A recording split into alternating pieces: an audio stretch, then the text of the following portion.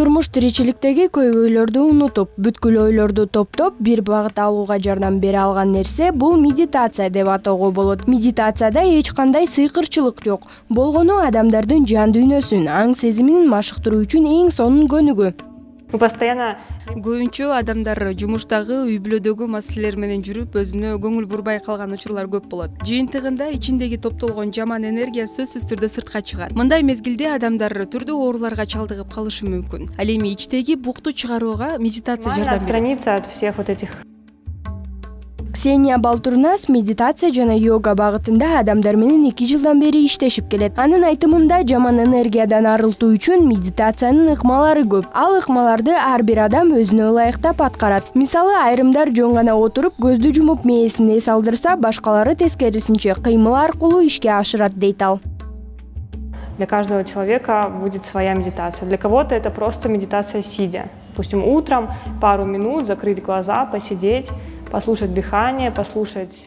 Ар бир адам өзүнүн абалына жараша медитация жүргүзсө болот. Мисалы, табияттын койнунда олтуруп, айлана чөйрөдөгү үндөрдү тыңшап эс алышат. Ал эми кээ бирөөлөр чуркап, секирип, балким кайсы бир спорттун түрү менен машыкса, эффект берет. Дагы бир ыкма эл жок жерге барып, катуу кыйкырып алуу. Эң эле жөнөкөй идиш аяк жууп жатып, ошол процесске гана көңүл буруу менен эч нерсени ойлонбоого аракет кылса болот. Не о будущем, не о прошлом, остаются в моменте.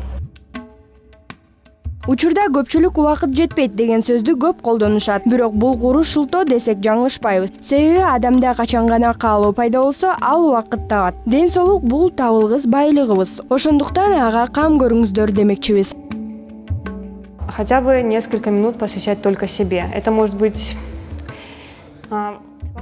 Убакыт жок дебестен эртең менен 2-3 мүнөт болсо да чуркап же отуруп, мээдеги түрдүү ойлорду тазалоого аракет кылыңыз. Эгер сүрөт тарткыңыз келсе, тартыңыз. Бул дагы медитация. Жан дүйнөңүздүн чери жазылып калат. Вы давно хотели рисовать. Вы сели, начали что-то разукрашивать, и это для вас уже как медитация. Айзада Нурадилова, Гүлчора Казымкулов, Нью ТВ, таң маанай берүүсү.